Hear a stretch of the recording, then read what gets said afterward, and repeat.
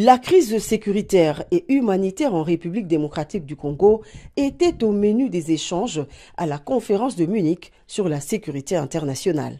Il était temps, diront certains, car ça fait 30 ans que cette tragédie perdure à l'ombre de l'actualité mondiale.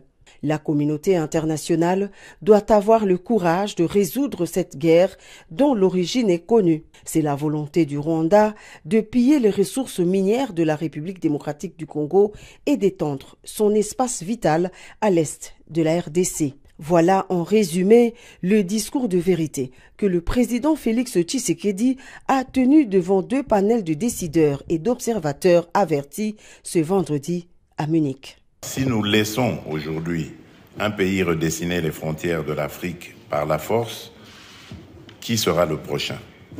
Quel sera le prochain territoire contesté? Quelle nation subira à son tour les conséquences de ce dangereux précédent? Il est temps d'agir. La République démocratique du Congo est un État souverain et comme tout État souverain, elle a le droit et le devoir de défendre son intégrité territoriale et de protéger son peuple. Face à l'agression qui nous est imposée, nous userons de tous les moyens à notre disposition pour restaurer la paix et garantir la sécurité de notre nation. Je le dis encore ici, nous n'accepterons plus que notre pays serve de champ de bataille aux ambitions prédatrices de certains de nos voisins. Nous ne tolérerons plus que nos ressources stratégiques soient pillées au profit d'intérêts étrangers, sous le regard complice de ceux qui se nourrissent du chaos. Bref, pour résoudre cette guerre, les dirigeants du monde connaissent la solution. Seul leur manque la volonté politique de mettre en œuvre des sanctions ciblées contre le régime de Kigali. Ceux qui se taisent se mettent debout pour réagir. Parce que se taire, il risque d'être considéré comme être complice de la barbarie qui sévit actuellement en République démocratique du Congo. Donc je compte sur chacune et chacun d'entre vous ici qui a le moindre petit pouvoir, soit de passer un message ou soit de prendre une décision à son petit niveau, quel qu'il soit. Ce serait une contribution symbolique, une contribution qui apporterait peut-être des solutions au drame que vivent nos populations à l'est de la République démocratique du Congo.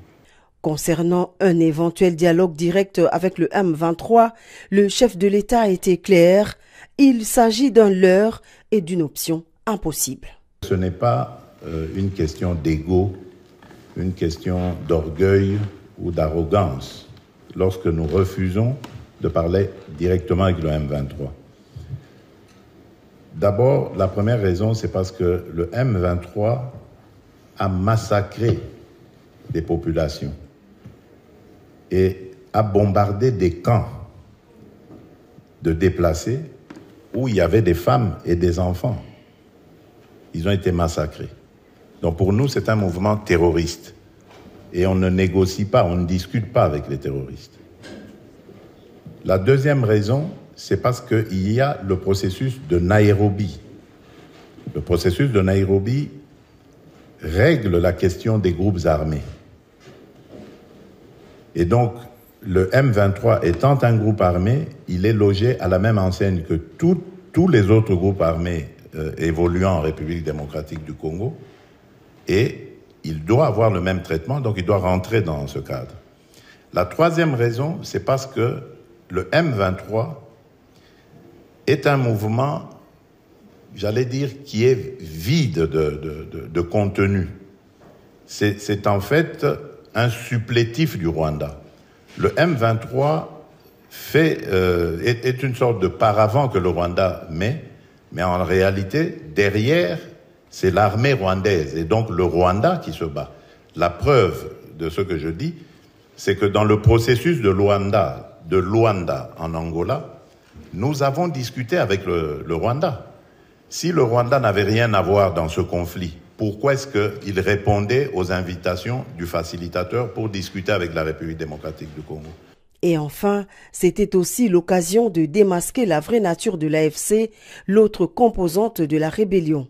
Je n'ai absolument pas l'impression que l'opposition qui a pris les armes, qui a fomenté avec le Rwanda ce coup contre la République, est dans son bon droit. D'ailleurs, la preuve, c'est que les vrais commanditaires se cachent.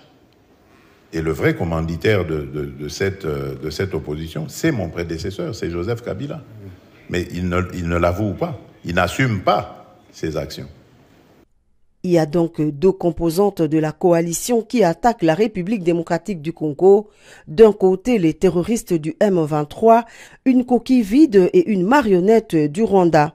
De l'autre, l'AFC, une création de Joseph Kabila. Voici les deux facettes du mal qui veut détruire la République démocratique du Congo.